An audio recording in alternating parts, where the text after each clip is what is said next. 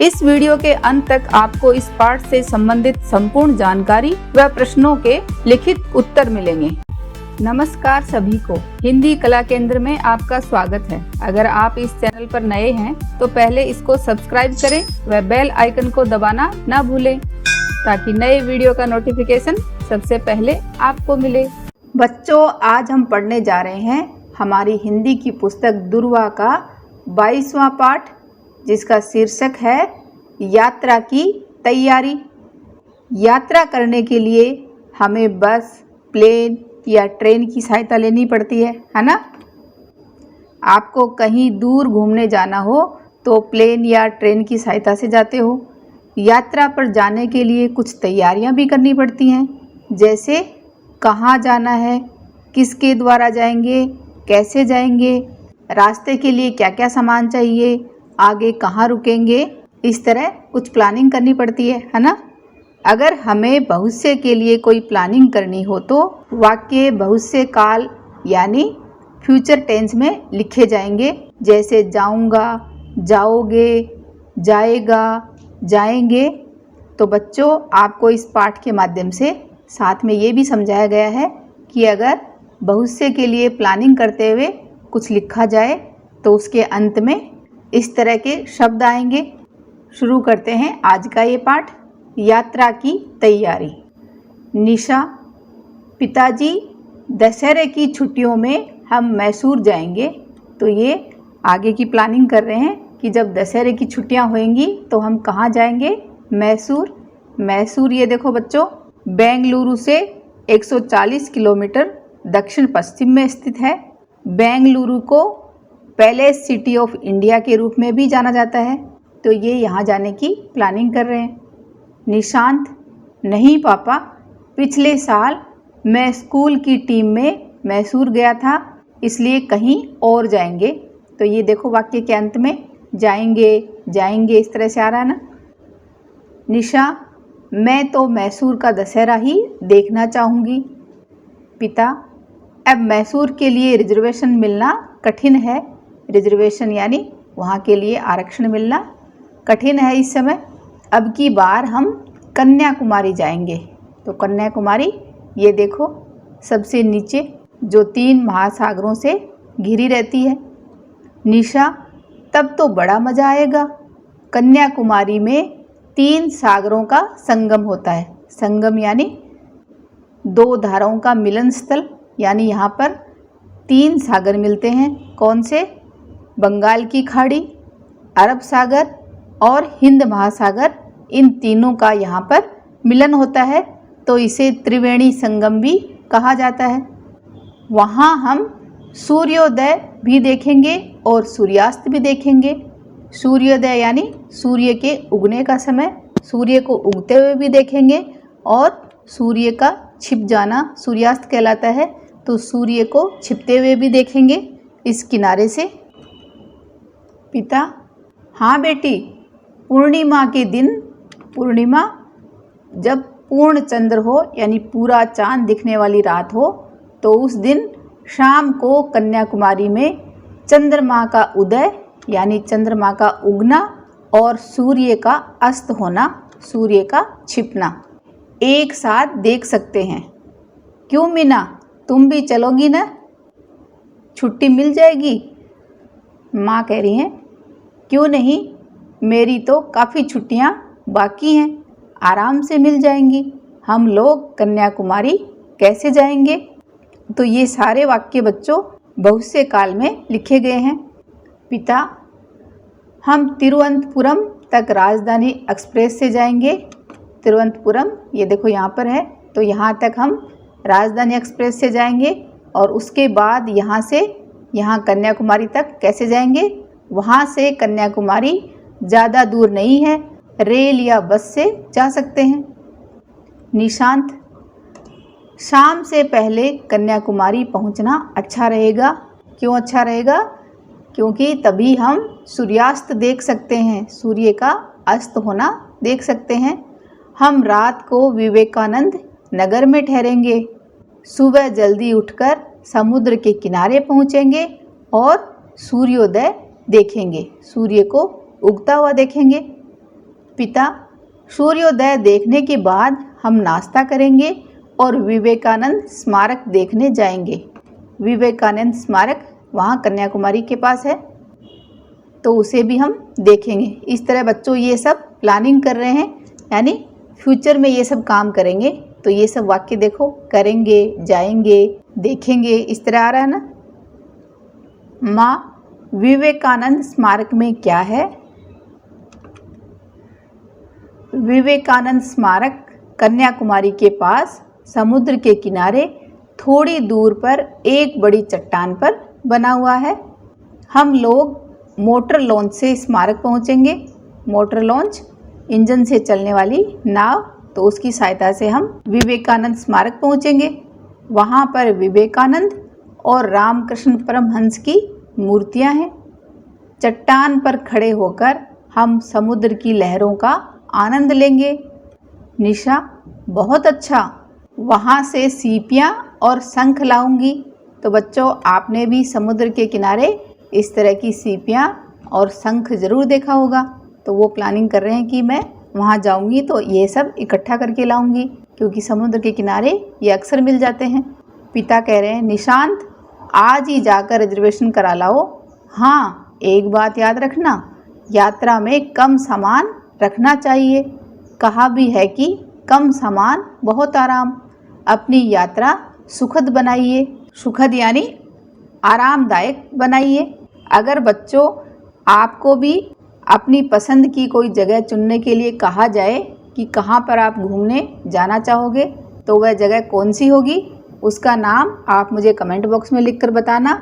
और फिर उस जगह के बारे में ढेर सारी जानकारी इंटरनेट से प्राप्त करना।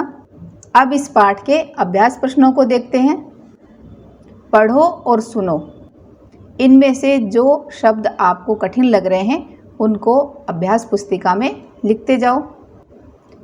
दशहरा, सागर, सूर्योदय, विवेकानंद, कन्याकुमारी, मोटर लॉन्च, पूर्णिमा, संगम, सूर्यास्त, विशाल मूर्ति, चट्टान, लहर, एक साथ, पहुंचना, तिरुवनंतपुरम, आनंद लेना, रामकृष्ण परमहंस, याद रखना, सीपियाँ और शंख, राजधानी एक्सप्रेस। पढ़ो और समझो। मुश्किल, कठिन, ज़्यादा, कम, मज़ा, उमंग, पास, दूर, ज़्यादा, अधिक, मुश्किल, आसान, लहर, तरंग, उदय, अस्त, सुखद, सुख देने वाला, आरामदायक, बैठना, खड़ा होना। तो बच्चों, इनमें से कुछ शब्द तो समान अर्थ वाले हैं, जैसे मुश्किल, कठिन, मज़ा, उमंग, ज़्यादा, अधिक, लहर, तरंग, सुखद, सुख देने वाला। और कुछ शब्द विलोम शब्द हैं, उनसे उल्टे, जैसे पास का दूर, ज़्यादा का कम, उदय होना का अस्त होना, मुश्किल आसान, बैठना खड़ा होना। तालिका के प्रत्येक कॉलम से एक एक शब्द लेकर वाक्य बनाओ। तो ये बच्चों आपको ध्यान रखना है कि कौन से कर्ता के साथ कौन सा ये शब्द आएंगे। जैसे मैं घर जाऊंगा, मैं काम करूंगा, तुम घर जाओगे, तुम काम करोगे, वह घर जाएगा, वह काम करेगा। हम घर जाएंगे, तो यहाँ पर हम बहुवचन है तो इसके साथ जाएंगे। हम काम करेंगे, आप घर जाओगे, आप काम करोगे, वे घर जाएंगे, वे काम करेंगे। ऐसे ही राजेश जयपुर जाएगा, ये पुल्लिंग है तो जाएगा, अगर स्त्रीलिंग होगा तो जाएगी। इन बातों का आपको ध्यान रखना है। गौरी बेंगलुरु जाएगी। पिताजी जयपुर जाएंगे। माताजी बेंगलुरु जाएंगी। लड़कियां जयपुर या बेंगलुरु जाएंगी। अगर पता नहीं हो, कंफर्म नहीं हो कहाँ जाएंगी, तो जयपुर या बेंगलोर ऐसे लिख सकते हो। समान अर्थ वाले शब्दों को रेखा खींचकर मिलाओ।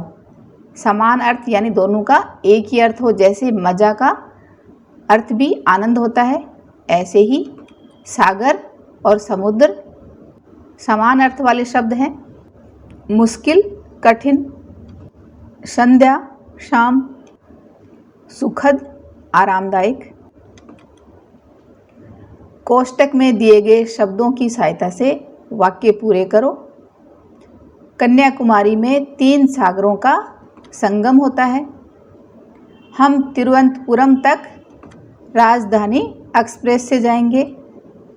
मेरी तो काफ़ी छुट्टियां बाकी हैं। हम लोग मोटर लॉन्च से स्मारक पहुंचेंगे। नमूने के अनुसार वाक्य बदलो। तुम्हें यात्रा में सामान कम रखना चाहिए। देखो, सामान कम रखना, तो ये बच्चों इन दोनों वाक्यों में आप अंतर देख रहे हो। यहाँ पर तो हमें क्या करना चाहिए ऐसा बताया गया है, और यहाँ पर हमें आदेश दिया जा रहा है कि देखो सामान कम रखना। तुम्हें यात्रा में सामान कम रखना चाहिए। इस वाक्य को हमें इस तरह से लिखना है, देखो सामान कम रखना। ऐसे ही इन वाक्यों को बनाना है। सभी को मिठाई कम खानी चाहिए। देखो मिठाई कम खाना। हमें रात को भोजन कम करना चाहिए। देखो भोजन कम करना। सभा में कम बोलना चाहिए। देखो कम बोलना, या सभा में कम बोलना। नमूने के अनुसार वाक्य बदलकर लिखो। गोपाल बाजार जा रहा है, तो इसकी जगह हमें लिखना है वह बाजार जाएगा। पिताजी चिट्ठी लिख रहे हैं, यहाँ पर आएगा वे चिट्ठी लिखेंगे। यहाँ वे शब्द किसके लिए है? पिताजी के लिए। इस समय तो प्रेजेंट कंटिन्यूअस टेंस है कि लिख रहे हैं, और यहाँ पर हम इसे फ्यूचर टेंस में लिखेंगे कि वे चिट्ठी लिखेंगे। लता साइकिल चला रही है, वह साइकिल चलाएगी। हम फिल्म देख रहे हैं, हम फिल्म देखेंगे। मैं तेलुगु पढ़ रही हूँ, मैं तेलुगु पढ़ूंगी। तुम क्या कर रहे हो? तुम क्या करोगे? प्रश्नों के उत्तर दो। तो ये आपको पाठ के अनुसार इनके उत्तर देने हैं। जैसे निशा मैसूर क्यों जाना चाहती थी? वह मैसूर का दशहरा देखने के लिए वहाँ जाना चाहती थी। निशा का परिवार कन्याकुमारी कैसे जाएगा? निशा का परिवार तिरुवनंतपुरम तक राजधानी एक्सप्रेस से जाएगा, और तिरुवनंतपुरम से कन्याकुमारी तक रेल या बस से जाएगा। शाम से पहले कन्याकुमारी पहुंचना क्यों ज़रूरी है? सूर्यास्त देखने के लिए। पूर्णिमा की संध्या को कन्याकुमारी में क्या देख सकते हैं? पूर्णिमा की संध्या को चंद्रमा का उदय और सूर्य का अस्त होना दोनों एक साथ देख सकते हैं। लोग विवेकानंद स्मारक कैसे पहुंचते हैं? लोग मोटर लॉन्च द्वारा विवेकानंद स्मारक पहुंचते हैं। इस कहानी को एक बार फिर से पढ़ें। निशा कहाँ जाना चाहती थी? आपको रेल की यात्रा में सबसे अधिक क्या अच्छा लगता है? इन दोनों बातों का उत्तर आप मुझे कमेंट बॉक्स में लिखकर बताना।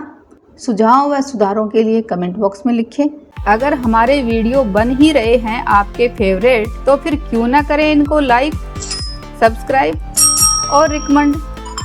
हमें और बेहतर बनाने के लिए आप कर सकते हैं कमेंट। धन्यवाद।